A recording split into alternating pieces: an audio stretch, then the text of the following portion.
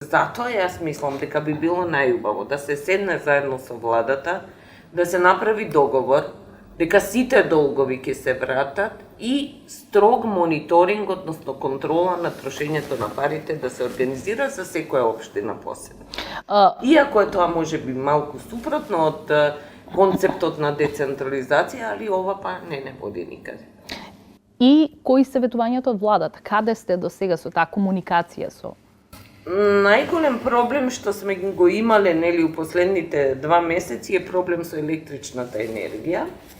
Ние на еден од управните одбори токму тоа го разговаравме и веднаш ни одговори вице-премиерот за економија Битичи, отидовме на состанок, разговаравме за проблемите, рекоа брзо ќе ви известиме што е и како е, меѓутоа еве ако помина месец дена од тогаш, ние немаме одговор на тоа барање, а после последниот управен одбор, кој што беше пред 10 дена, една недела, повторно упативме писмо, овој пат до премиерот, барајќи средба со него, и колку што успеав да видам од јавноста, тој се согласи да има средба со нас, така да секој ден очекуваме дека ќе не викне.